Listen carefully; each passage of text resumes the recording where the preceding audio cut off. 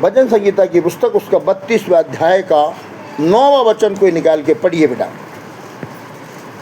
Page number 675। तुम घोड़े और खच्चर के समान ना बनो जो समझ नहीं रखते, उनकी उमंग लगाम और रात से रोकनी पड़ती है। आमेन, नहीं तो वे तेरे वश में नहीं आने। आमेन, प्रेज़ द लॉर्ड। ताली बजाएंगे इस वचन के लिए। Hallelujah, hallelujah. मेरे प्रिय परमेश्वर, और किसी के अंदर जान है, वो बच्चा है, कोई जिंदा है चर्च में, तो वो बाइबल पढ़े। अगर कोई और खच्चर के समान ना बनो, यस, आमेन, हाँ, जो समझ नहीं रखते, आमेन, उनकी उमंग लगाम और रात से रोकनी पड़ती है। आमेन। नहीं तो वे तेरे वश में नहीं आने। मेरे प्रिय परमेश्वर के लोगों, तुम घोड़ों और खच्चर के समान ना बनो जो समझ नहीं रखते हैं। आज परमेश्वर ने मुझे कुछ बातें बताई। मेरे प्रिय परमेश्वर के लोगों, कुछ मसीह लोग, ये वचन बाहर वालों के लिए नहीं है, ये वचन इस कमरे के भीतर जो बैठे हैं उनको देखकर प्रभु कह रहा है कि तुम घोड़ों और खच्चर के समान ना बनो जो समझ नहीं रखते हैं। मेरे प्रिय परमेश्वर के लोगों, कितना भी समझाओ, कितना भी सिखा लो, कितना भी बता दो, वो अपने चाल से, अपने मन से कभी मन नहीं फिराते। मेरे प्रिय परमेश्वर के लोग, वो घोड़े और खच्चर तो उनको समझ नहीं है। उनको अपने कंट्रोल में करने के लिए क्या करना पड़ता है? क्या करना पड़ता? पढ़िए नेक्स्ट। तुम घोड़े और खच्चर के समान ना बनो, तुम घोड़ों और खच्चर के समान ना बनो जो समझ नहीं रखते, जो समझ नहीं रखते। उनकी उमंग लगाम, उनकी जो उमंग है, लगाम और रात से रोकनी पड़ती है। रात से रोकनी पड़ती है। पूरा पूरा नहीं तो वे तेरे वश में नहीं आने। नहीं तो वो तेरे वश में नहीं आते। आज भी कुछ लोगों का जुबान घोड़ा और खच्चर, गधा, मेरे प्रिय परमेश्वर के लोग, ऐसा है। जुबान है, दिमाग है, सोच है।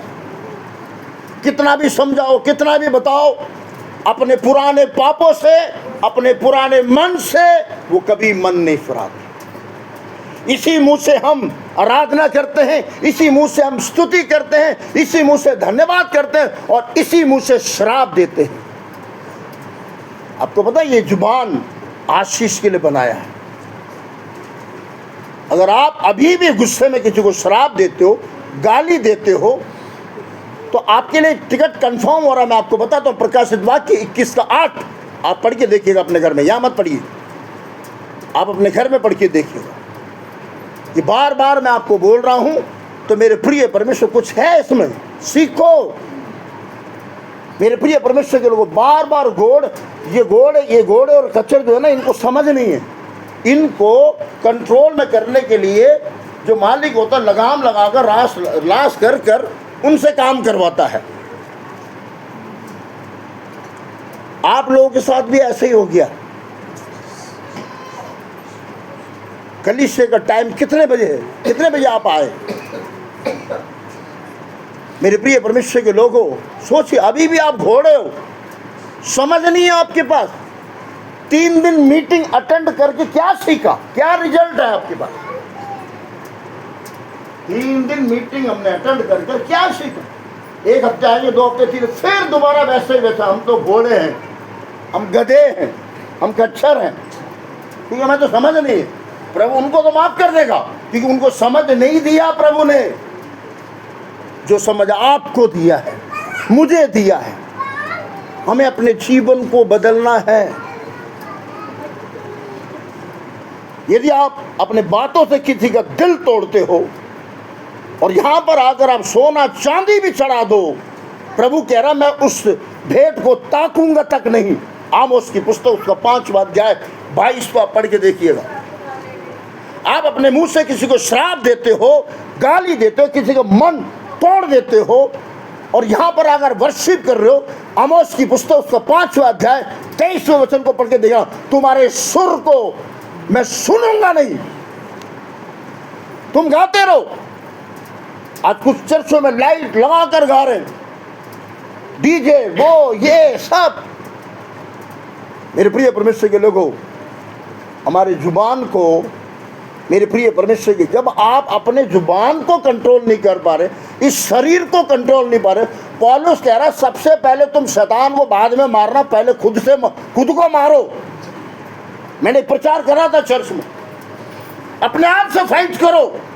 जो मेरे गुण हैं, जो बार बार जब गुस्सा आता है तो मैं श्राप देता हूं, गाली देता हूं, बेकार की बातें बोलता हूं, पहले उससे लड़ो। खुद से तो तुम लड़ नहीं रहे, जरा सी बात में गुस्सा, जरा सी बात में उबलने लग जाते हैं।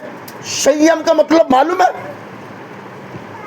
पवित्र आत्मा को 9 फल है, उसमें से एक संयम है। मैं एक एक फल के बारे में आने वाले दिनों में आपको मैं एक एक हफ्ते प्रचार करूंगा। मुझे बात, प्रभु ने कुछ बात है। संयम कितने लोग जानते हैं? है किसी के पास संयम है? आप भैया को मतलब जबरदस्ती मतलब धमकी दे के आप आए, या प्रार्थना करिए प्रभु मेरे पति के मन को बदल दो, बदल दो। संयम नहीं है आपके पास, आपको नहीं कहना सकते। संयम है? कहां से तेरे पास संयम? तो आज कितने बजे आ रही है तेरी संयम? संयम को पता बेटा क्या मतलब है? संयम कोई डांस नहीं है। मैं सही बोल रहा हिंदी में? मेरा वर्ड ठीक है? संयम क्या है?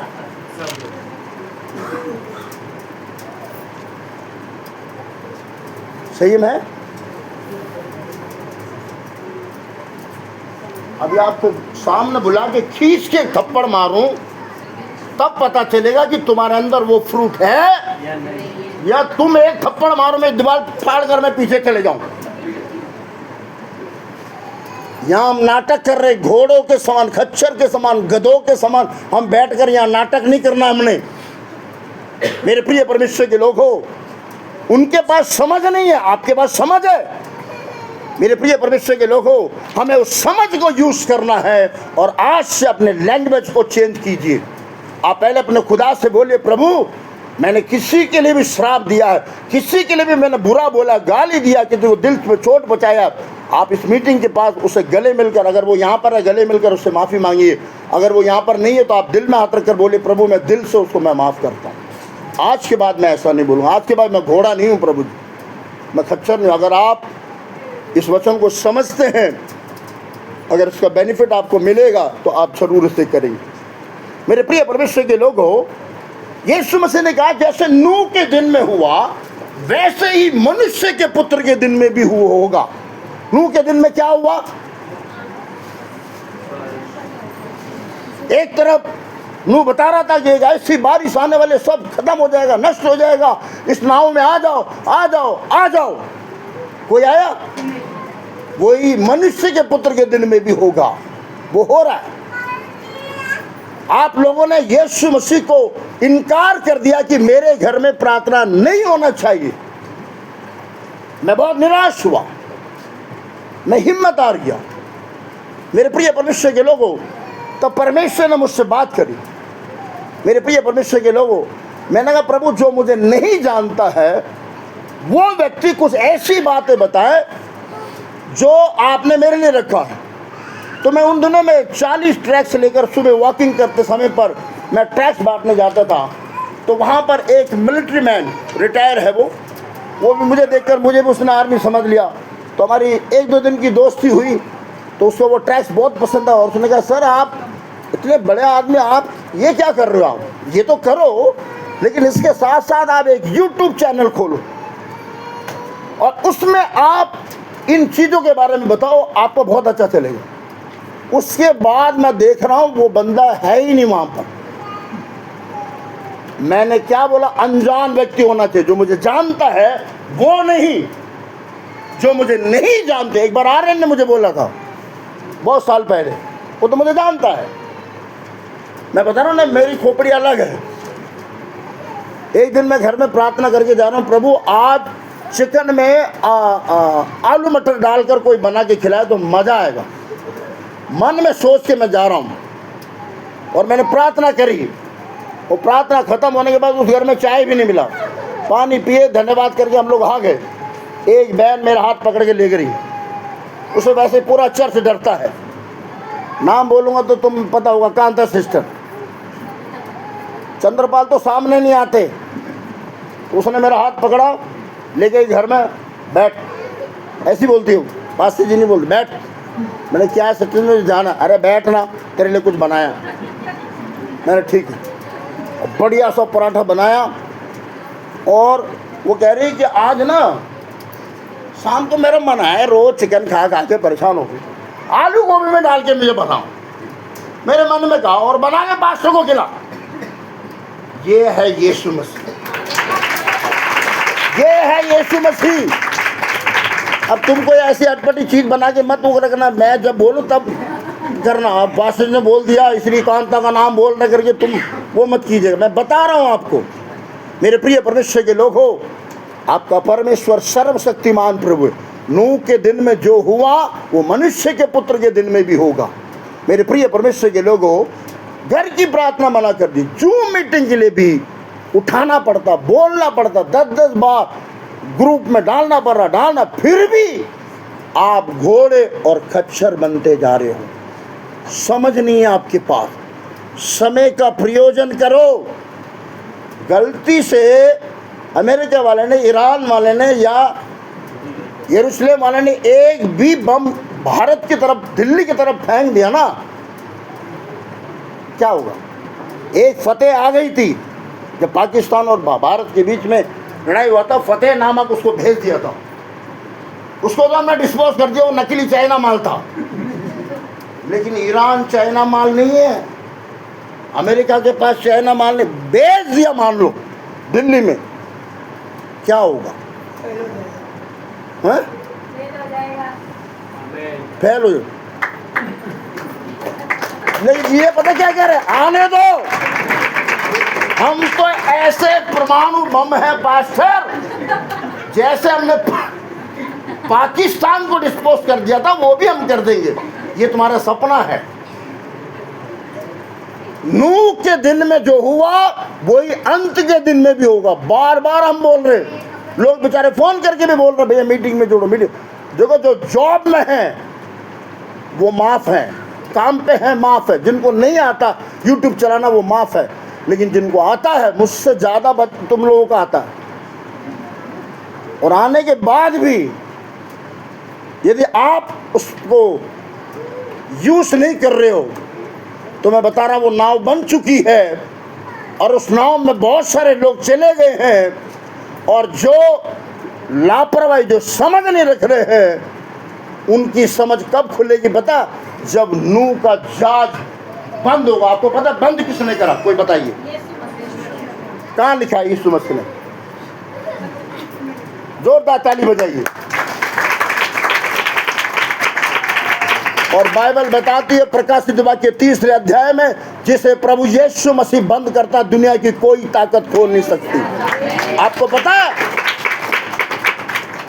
जो लोग जूम मीटिंग में अटेंड नहीं कर पा रहे हैं, जो घर की प्रार्थनाओं में मना कर रहे हैं, उनकी आंखें खप खुलेगी पता है?